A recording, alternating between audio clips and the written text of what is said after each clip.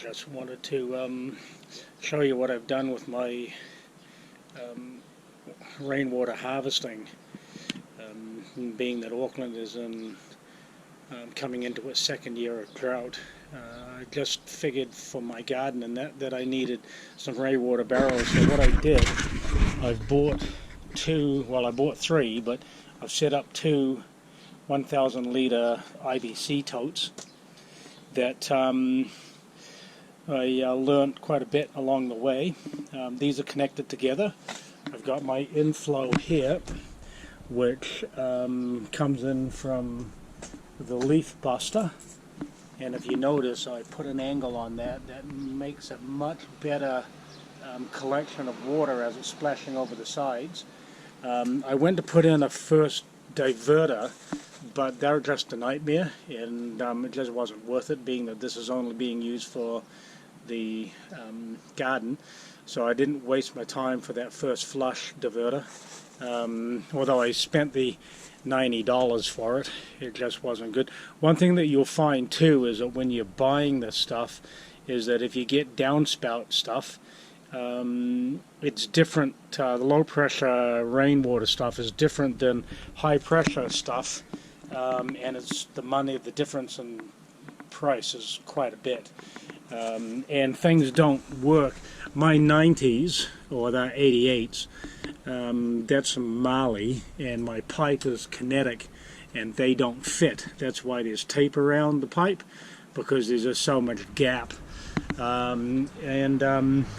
These are rubberized lids that were things for the toilet, I believe, and I've just used them so I can get the pipe in,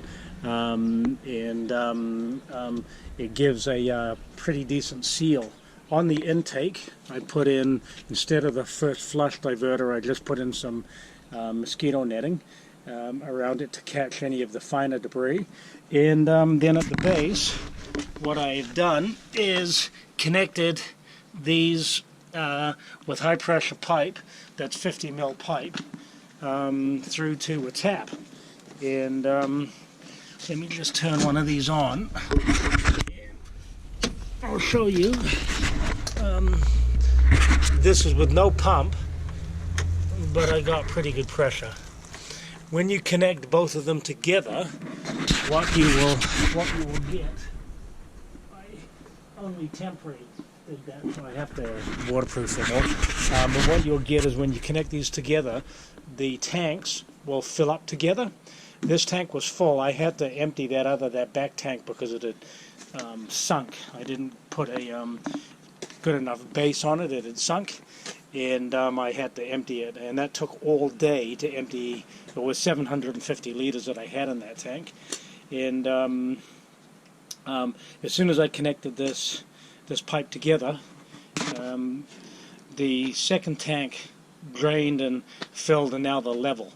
So what's happened is that the rainwater comes in, both tanks fill up, and that's an overflow that goes back down into the stormwater system. So yeah, it's something that I strongly believe. I've notified all my clients that we better start putting rainwater system or rainwater harvesting in, and but it's something that I think everybody in Auckland should be thinking about, probably everybody in the world. And it's a pretty inexpensive system to fill up. You can get barrels. You have to be careful about these IBC totes. You want to get something from the food industry. You don't want something.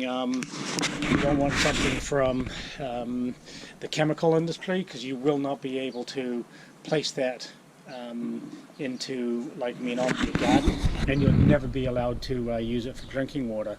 And this is another thing. If we ever had another volcanic eruption or an earthquake in Auckland, although this is grey water, it's not drinking water, it would be nothing for me to set up my Coleman stove, and having a couple of thousand litres of water available means that I can boil water to continue going. So it's something that everybody should be thinking about now, and now that water is also getting really expensive, not having to worry about watering the gardens is something that I'm pretty happy about. So yeah, something for everybody to think about.